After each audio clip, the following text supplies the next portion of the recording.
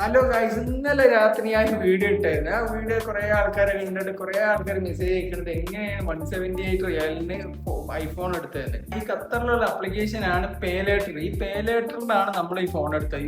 ഈ ഓരോരുത്തർക്കും ഓരോരോ എമൗണ്ട് ആയിക്കാരം പേ ലേറ്ററിൽ ഉണ്ടാവും. നിങ്ങൾ പേ ലേറ്റർ ഡൗൺലോഡ് ചെയ്തിട്ട് രജിസ്റ്റർ ചെയ്താൽ നിങ്ങളുടെ എമൗണ്ട് നിങ്ങൾക്ക് എത്രയും നോക്കാം.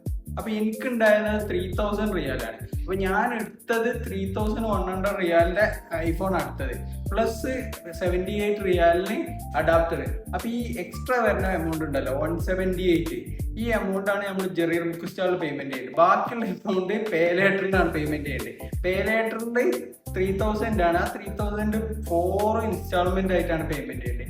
അത് ഫസ്റ്റത്തെ ഇൻസ്റ്റാൾമെന്റ് അപ്പം നിങ്ങൾ പേയ്മെന്റ് ചെയ്യണം. അതായത് 3004 ഡിവൈഡ് ചെയ്താൽ 750 നിങ്ങൾ അപ്പം പേയ്മെന്റ് ചെയ്യണം. പിന്നെ അടുത്ത 3 മാസം കൊണ്ട് ബാക്കിയുള്ള എമൗണ്ട് പേയ്മെന്റ് ചെയ്താൽ. ഈ വീഡിയോ യൂസ്ഫുൾ ആയി എന്ന് വിചാരിക്കുന്നു. പുതിയ വീഡിയോയുമായി കാണാം. Thank you.